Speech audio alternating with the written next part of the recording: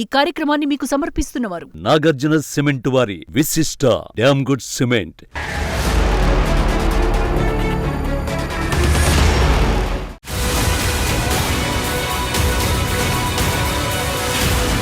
చరిత్రను గమనిస్తే రోమన్ సామ్రాజ్యం నుండి బ్రిటిష్ ఎంపైర్ వరకు తమ సరిహద్దుల వెలుపల ప్రభావం కోల్పోయినప్పుడే వాటి పతనం మొదలైంది. ఇప్పుడు అమెరికా పరిస్థితి కూడా అలాగే ఉంది. ఇరాన్ కళ్లెరజేస్తుంటే అమెరికా చర్చల కోసం ప్రాధేయపడటం ఆధిపత్య పోరులో ఓటమితో సమానం. ఇరాన్పై గరిష్ట ఒత్తిడి తీసుకొస్తామని ప్రగల్భాలు పలికిన ట్రంప్ ప్రభుత్వం ఆచరణలో మాత్రం చేతులెత్తేసింది. అమెరికా యుద్ధ విమానాన్ని ఇరాన్ కూల్చివేసినప్పుడు కానీ, సౌదీ అరేబియా చమురు క్షేత్రాలపై దాడులు జరిగినప్పుడు కానీ అమెరికా స్పందించిన తీరు అత్యంత బలహీనంగా ఉంది. భీకర దాడులతో విరుచుకుపడతామని చెప్పి చివరి నిమిషంలో 5 రోజుల విరామం ప్రకటించడం ఆత్మరక్షణ చర్యే తప్ప దౌత్య విజయం ఎంత మాత్రం కాదు. ఇరాన్ దూకుడుతో విరామం ప్రకటించిన తర్వాత కూడా దాడులు జరిపుండొచ్చు, కానీ ఆ 5 రోజుల విరామం ప్రకటనతోనే అమెరికా ఓటమి, పతనం ఖాయమైపోయాయి. దీనంతటికీ కారణం ట్రంప్ సర్కార్ తప్పుడు అంచనాలు, పదునులేని వ్యూహాలే. ఆ మాటకొస్తే అమెరికా ఎప్పుడూ తప్పుడు లెక్కలతోనే యుద్ధాలకు దిగింది. వియత్నాం నుండి ఉభయ కొరియాల వరకు ప్రతి యుద్ధం నుంచి మధ్యలోనే వెనుదిరిగింది. ఇప్పుడు మిడిల్ ఈస్ట్ యుద్ధంలోనూ ఆ పరిస్థితులే రిపీట్ అవుతున్నాయి. ట్రంప్ అనుసరించిన అమెరికా ఫస్ట్ విధానం కాస్త ప్రపంచ రాజకీయాల్లో అమెరికా లాస్ట్ అనే స్థాయికి పడిపోయింది. మరి ఇరాన్తో యుద్ధంలో ట్రంప్ లెక్క ఎక్కడ తప్పింది? పశ్చిమాసియాలో అసలు సిసలు ఆట ఆడిందెవరు? అగ్రరాజ్యం అని విర్రవీగిన అమెరికాను ఇరాన్ ఇంత సింపుల్గా ఎలా దెబ్బకొట్టింది?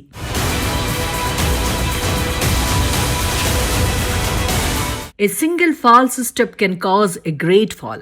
అమెరికన్ విప్లవకారుడు థామస్ పైన్ చెప్పిన మాటే ఇది. దీనర్థం ఒక్క తప్పటడుగు పతనాన్ని శాసిస్తుంది అని. ఇరాన్తో యుద్ధంలో అమెరికా పరిస్థితి ఇదే.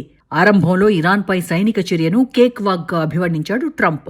2 వారాల్లో పోరు ముగిసిపోతుందన్నట్లు వ్యాఖ్యలు చేశాడు. ఇందుకు కారణాలు లేకపోలేదు. గతేడాది జూన్లో జరిగిన 12 రోజుల యుద్ధంలో ఇరాన్పై ఇజ్రాయెల్, అమెరికా తీవ్రంగా విరుచుకుపడ్డాయి. అదే తరహాలో ఇప్పుడు దాడి చేస్తే ఇరాన్ పెద్దగా ప్రతిఘటన ఇవ్వకుండానే లొంగిపోతుందనేది ట్రంప్ లెక్క.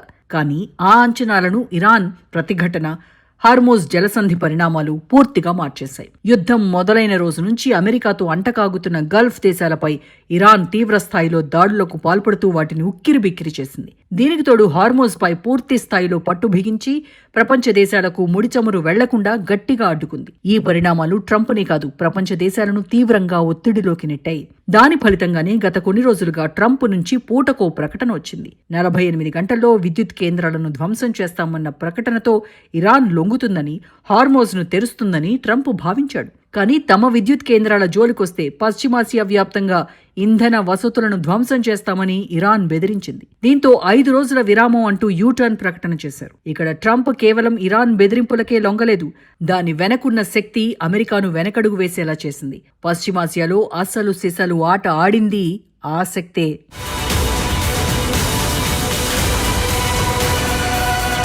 మార్చి 21 రాత్రి ఇరాన్కు 48 గంటల డెడ్లైన్ విధిస్తూ వార్నింగ్ ఇచ్చాడు. మార్చి 23 ఉదయం 5 రోజుల విరామం ప్రకటనతో యావత్ ప్రపంచాన్ని ఆశ్చర్యపరిచాడు. ఈ పరిణామానికి 7 కారణాలున్నాయి. వాటిలో మొదటిది పెంటగాన్ బడ్జెట్ షాక్. యుద్ధం అంటే కేవలం క్షిపణుల మోత మాత్రమే కాదు, అది ఒక దేశ ఆర్థిక మూలాలను దహించే ఖరీదైన వ్యవహారం. ఈ యుద్ధంలో ఇరాన్ను చాలా ఈజీగా ఓడించొచ్చు అనుకున్న అమెరికాకు చాలా త్వరగానే ఆ వాస్తవం అర్థమైంది. యుద్ధం మొదలైన కొద్ది రోజుల్లోనే రక్షణ శాఖ పెంటగాన్ చేతులెత్తేసింది. అప్పటికే కేటాయించిన నిధులు సరిపోకపోవడంతో అదనంగా $200 బిలియన్ భారీ ప్యాకేజీను డిమాండ్ చేసింది. ఒక అగ్రరాజ్యం తన ఆర్థిక స్థిరత్వాన్ని పణంగా పెట్టి ఇంత భారీ మొత్తాన్ని వెచ్చించడం అంటే అది విజయానికి సంకేతం కాదు, అనిశ్చితికి నిదర్శనం. యుద్ధం మొదలైన వారం తిరక్కముందే అక్షరాల $11.3 బిలియన్ కరిగిపోయాయి. 12వ రోజు నాటికి ఈ సంఖ్య ఏకంగా $16.5 బిలియన్ చేరుకుంది. అంటే కేవలం వారం వ్యవధిలోనే అదనంగా $5 బిలియన్ పైగా ఖర్చు పెరిగింది.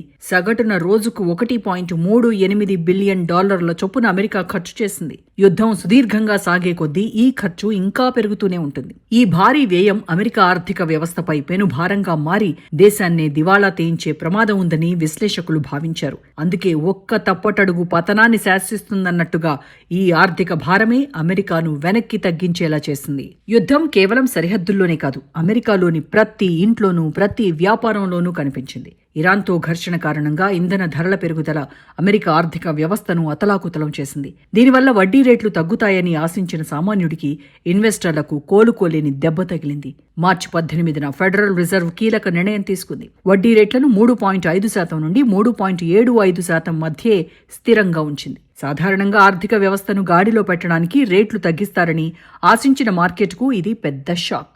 యుద్ధం వల్ల వస్తువుల ధరలు పెరుగుతుండటంతో ఫెడ్ వడ్డీ రేట్లను తగ్గించే సాహసం చేయలేకపోయింది. ఇరాన్ యుద్ధం కారణంగా అంతర్జాతీయ మార్కెట్లు చమురు ధరలు ఆకాశాన్ని తాకాయి. దీని ప్రభావంతో 2026 ఆర్థిక సంవత్సరానికి ద్రవ్యోల్బణం అంచనాలను ఫెడ్ 2.4% నుండి 2.7% పెంచింది. అంటే యుద్ధం వల్ల అమెరికాలో నిత్యావసరాల ధరలు పెరగడమే కాకుండా డాలర్ విలువ కూడా ప్రభావితమవుతోంది.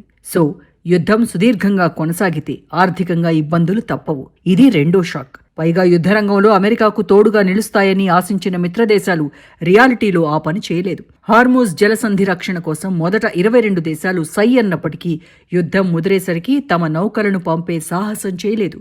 ఇది అమెరికా దౌత్య వ్యూహానికి తగిలిన అతిపెద్ద దెబ్బ. అమెరికా సైనిక చర్య ప్రభావం ఆసియాలోని దాని ప్రధాన మిత్రదేశాలపై తీవ్రంగా పడింది. రష్యా, యుక్రెయిన్ తర్వాతి పరిణామాల నుండి ఇప్పుడిప్పుడే కోలుకుంటున్న యూరప్కు ఇరాన్ యుద్ధం ఒక పీడకలగా మారింది. అందుకే వారు అమెరికాకు మద్దతుగా ఒక్క అడుగు కూడా ముందుకు వేయలేదు. తన పిలుపునకు స్పందన లేకపోవడంతో డొనాల్డ్ ట్రంప్ తీవ్ర అసహనానికి లోనయ్యారు. నాటో దేశాలను బహిరంగంగానే పిరికివారు అని విమర్శించారు. అయినా క్షేత్రస్థాయిలో అమెరికాకు ఎవ్వరూ అండగా నిలవలేదు. అగ్రరాజ్యం ఇప్పుడు ప్రపంచ వేదికపై ఏకాకిగా నిలబడింది. ఇది మూడో దెబ్బ.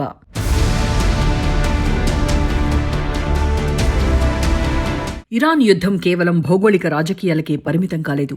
అది ప్రపంచ టెక్నాలజీ గుండెకాయపై దెబ్బకొట్టింది. ప్రపంచంలో అతిపెద్ద చిప్ తయారీ సంస్థ Taiwan semi conductor manufacturing company నుండి వచ్చిన సంకేతాలు అమెరికా టెక్ మార్కెట్లను కుదిపేశాయి. తైవాన్ తన ఇంధన అవసరాల కోసం 97% దిగుమతులపైనే ఆధారపడుతుంది. ప్రస్తుతం ఆ దేశం వద్ద ఉన్న లిక్విఫైడ్ న్యాచురల్ గ్యాస్ నిల్వలు కేవలం 11 రోజులకు మాత్రమే సరిపోతాయి. హార్మోజ్ జలసంధి మూసుకుపోవడంతో తైవాన్కు ఇంధన సరఫరా నిలిచిపోయింది. విద్యుత్ లేనిదే చిప్ తయారీ ప్లాంట్లు ఒక్క నిమిషం కూడా పనిచేయలేవు. ఇక్కడ చాలా మందికి తెలియని విషయం ఏంటంటే సెమీకండక్టర్ చిప్ తయారీలో హీలియం గ్యాస్ అత్యంత కీలకం. ప్రపంచ హీలియం సరఫరాలో ఖతార్ ప్రధాన పాత్ర పోషిస్తోంది. హార్మోజ్ జలసంధి గుండానే ఈ సరఫరా జరగాలి. యుద్ధం వల్ల ఈ మార్గం మూసుకుపోవడంతో చిప్ తయారీకి అవసరమైన ముడి పదార్థాల సరఫరా గొలుసు తెగిపోయింది. ఈ సరఫరా నిలిచిపోవడం అంటే కేవలం తైవాన్ సమస్య మాత్రమే కాదు. ఇది అమెరికా ఆర్థిక వ్యవస్థకు ప్రాణవాయువు లాంటి సంస్థల మనుగడకే ప్రశ్నార్థకం. ఎన్విడియాలో ఏఐ విప్లవానికి మూలమైన జీపీయూల తయారీ ఆగిపోయే ప్రమాదం ఏర్పడింది. యాపిల్లో, ఐఫోన్లు, మ్యాక్ బుక్లలో వాడే చిప్స్ సరఫరా నిలిచిపోయింది. ప్రపంచవ్యాప్తంగా విస్తరిస్తున్న ఏఐ డేటా సెంటర్లు చిప్స్ లేక వెలవెలబోతున్నాయి. అమెరికా ఇరాన్పై యుద్ధం ప్రకటించింది, కానీ తెలియకుండానే తన సొంత టెక్ సామ్రాజ్యంపై బాంబు వేసుకుంది. ఇది ఆ దేశానికి తగిలిన 4వ దెబ్బ. ఇరాన్తో యుద్ధం కేవలం 2 దేశాల మధ్య ఘర్షణగా మిగిలిపోలేదు. అది అంతర్జాతీయ ఇంధన వ్యవస్థను కుప్పకూల్చింది. అంతర్జాతీయ ఇంధన సంస్థ అధిపతి ఫాతిహ్ బిరోల్ విడుదల చేసిన గణాంకాలు ఈ యుద్ధం ప్రపంచానికి ఎంత నష్టాన్ని చేకూర్చిందో కళ్లకు కట్టినట్లు చూపాయి. యుద్ధ జ్వాలలు కేవలం యుద్ధ క్షేత్రానికే పరిమితం కాలేదు. సుమారు 9 దేశాల్లో 40 ప్రధాన ఇంధన ఆస్తులు అంటే చమురు క్షేత్రాలు, రిఫైనరీలు, పైప్లైన్లు తీవ్రంగా దెబ్బతిన్నాయి. ఇది ఒక దేశంపై జరిగిన దాడి కాదు, ప్రపంచ ఇంధన సరఫరా గొలుసుపై జరిగిన దాడి. ప్రపంచ చమురు సరఫరాలో రోజుకు 11 మిలియన్ బ్యారెల్స్ కోతపడింది. చరిత్రను తిరిగేస్తే 1973 లేదా 1979 నాటి చమురు సంక్షోభాలు ప్రపంచ ఆర్థిక వ్యవస్థను అతలాకుతలం చేశాయి. కానీ ప్రస్తుత సంక్షోభం వాటికంటే భయంకరమైందని బిరోల్ అభివర్ణించాడు. అప్పట్లో కేవలం చమురు మాత్రమే సమస్య, కానీ ఇప్పుడు చమురుతో పాటు గ్యాస్, విద్యుత్ సరఫరాలు కూడా నిలిచిపోయాయి. ఈ సంక్షోభం జస్ట్ పెట్రోల్ బంకుల వద్ద క్యూలైన్లతో ఆగిపోలేదు. చమురు, గ్యాస్ కొరత వల్ల ఎరువుల ఉత్పత్తి కూడా నిలిచిపోయింది. దీనివల్ల ప్రపంచవ్యాప్తంగా వ్యవసాయ రంగం కుదేలై ఆహార సంక్షోభం తలెత్తే ప్రమాదం ఏర్పడింది. అలాగే చిప్ తయారీకి అవసరమైన హీలియం సరఫరా నిలిచిపోవడం టెక్నాలజీ రంగాన్ని స్తంభింపచేసింది. అమెరికా వెనకడుగు వేయడానికి ఇది ఒక ప్రధాన కారణం.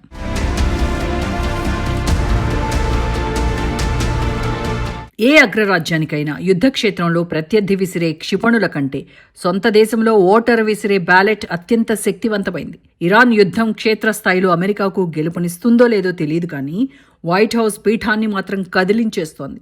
రాబోయే మధ్యంతర ఎన్నికలు ఇప్పుడు ట్రంప్ ప్రభుత్వానికి అతిపెద్ద సవాలుగా మారాయి. యుద్ధం ప్రభావం నేరుగా అమెరికాలోని గ్యాస్ స్టేషన్స్ లో కనిపిస్తోంది. గ్యాస్ ధరలు గ్యాలన్కు 93 సెంట్లు పెరగటం అంటే సగటు అమెరికన్ కుటుంబ బడ్జెట్ అస్తవ్యస్తం కావడమే. ద్రవ్యోల్బణం ఆకాశాన్ని తాకుతుంటే సామాన్య ఓటర్లు ఆగ్రహం కట్టలు తెంచుకుంటోంది. తాజా సర్వేల గణాంకాలు ప్రభుత్వానికి కంటి మీద కునుకు లేకుండా చేస్తున్నాయి.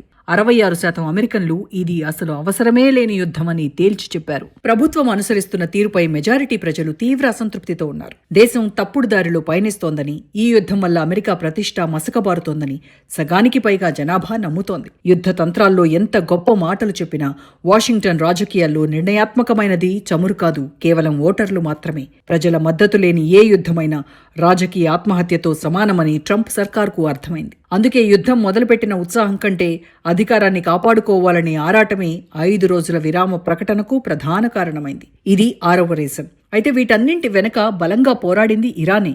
అందులో ఎటువంటి సందేహమూ అవసరం లేదు. కానీ ఆ ఇరాన్ వెనక అంతే బలమైన ఒక శక్తి నిలబడింది. ఈ యుద్ధంలో అమెరికాను వెనకడుగు వేయించింది అదే. ఆ శక్తి పేరు పుతిన్.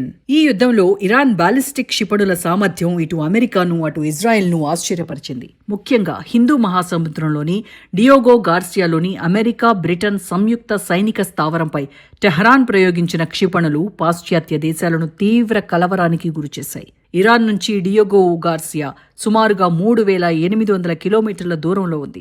అమెరికా దాని మిత్ర దేశాలను ఈ దాడి ఆందోళనకు గురిచేసింది. ఈ క్రెడిట్ ముమ్మాటికి పుతిన్దే. ఎందుకంటే ఇరాన్ బాలిస్టిక్ మిసైల్ ప్రోగ్రాంకు రష్యా మద్దతే కీలకం. ముఖ్యంగా అండర్ గ్రౌండ్ క్షిపణి సిటీల వెనక పుతిన్ వ్యూహాలు ఉన్నాయంటారు. అసలైన మిసైల్ ప్రోగ్రాం అండర్ గ్రౌండ్ లో జరుగుతుండగా ఇజ్రాయెల్, అమెరికా దాడుల కోసం కొన్ని ఫ్యాక్టరీలను వదిలేశారు. వాటిపై దాడి చేసి ఇరాన్ ఒక క్షిపణి ప్రయోగించే శక్తిని కోల్పోయిందని స్టేట్మెంట్ ఇచ్చేశాడు ట్రంప్. ట్రంప్ స్టేట్మెంట్ ఇచ్చిన రెండో రోజే Iran intermediate range ballistic missiles తో డియోగో గార్సియా దీవులపై సంధించి షాక్ ఇచ్చింది.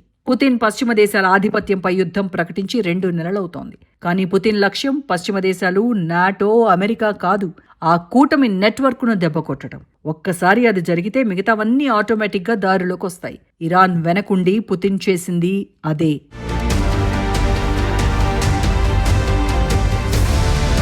అమెరికా, బ్రిటన్కు బయట ఉన్న అతిపెద్ద మిలిటరీ స్థావరం డియోగో గార్సియో. 3వ ప్రపంచ యుద్ధం అంటూ మొదలైతే రష్యా, చైనా కలిసి మొదట దాడి చేసి ధ్వంసం చేసేది డియోగో గార్సియాలోని స్థావరాన్ని.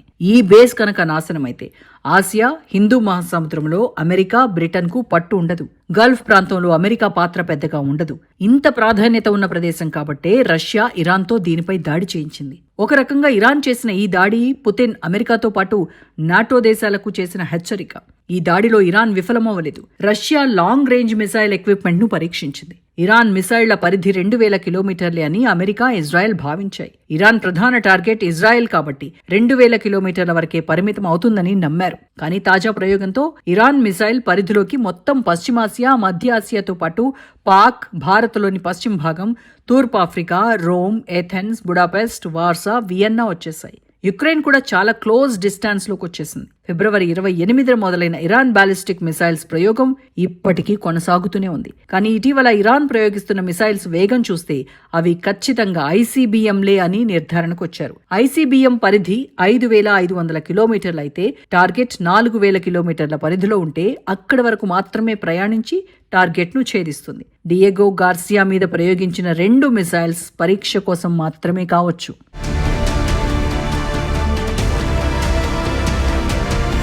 యుద్ధంలో ఇరాన్ మిసైల్స్ ని America, Israel air defence systems అయిన పేట్రియాట్, థాడ్, ఏజీఎస్బీఎండి, ఐరన్ డోమ్, బరాక్ లాంటివి పూర్తి స్థాయిలో ఆపలేకపోయాయి. కానీ డియోగో గార్సియాలో AEGIS SM-3 ఇంటర్సెప్టర్ ఒక మిసైల్ ను అడ్డుకోగలిగింది. ఈ మొత్తం డేటాను విశ్లేషించి ఎలాంటి మార్పులు చేయాలో రష్యా నిర్ణయించి ఈసారి సక్సెస్ అయ్యేట్టుగా చేస్తోంది. రష్యా, చైనా, ఇరాన్, ఉత్తర కొరియా దేశాలు మిసైల్ పవర్ విషయంలో అమెరికాకి ఛాలెంజ్ విసురుతూ మేము సిద్ధంగా ఉన్నామనే సంకేతాన్ని ఇచ్చినట్లయింది. ఇక్కడ మిసైల్స్ రేంజ్తో పాటు ఖచ్చితత్వాన్ని పరిగణలోకి తీసుకుంటే అమెరికా, యూరప్, ఇజ్రాయెల్ దగ్గర జవాబు లేదన్నది స్పష్టమైంది. డియోగో గార్సియాతో పాటు అమెరికాలోని కాలిఫోర్నియా, తదుపరి టార్గెట్ అని ఇరాన్ విదేశాంగ మంత్రి ఒక ఇంటర్వ్యూలో చెప్పాడంటే ఐసీబీఎం దిశగా ఇరాన్ అడుగులు వేస్తున్నట్లుగా భావించాలి. ఈ పరిణామాలే అమెరికాను వెనకడుగేసేలా చేశాయి. అందుకే ఈ యుద్ధంలో ఇరాన్ పోరాటం వెనక పుతిన్ మాస్టర్ మైండ్లా వ్యవహరించారు అనేది.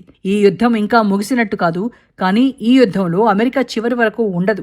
ఇజ్రాయెల్కు బాధ్యతలు అప్పగించి ట్రంప్ చేతులు దులిపేసుకోవచ్చు. ఇది ఆ దేశానికి కొత్త కాదు. వియత్నాం, ఆఫ్ఘనిస్తాన్, ఇరాక్, కొరియా యుద్ధాల నుంచి అమెరికా ఇలాగే మధ్యలో వైదొలిగింది. ఇప్పుడు ఇరాన్ విషయంలోనూ అదే రిపీట్ అవుతోంది. అయితే ఆ యుద్ధాల తర్వాత కూడా అమెరికా ఆర్థికంగా బలంగా నిలబడింది. కానీ ఇప్పుడు ఆ పరిస్థితి లేదు. ఆ దేశం పతనానికి చేరువైంది. ఒక్క తప్పటడుగు పతనాన్ని శాసిస్తుంది అన్న థామస్ పైన్ మాటలే అక్షర సత్యమవుతున్నాయి.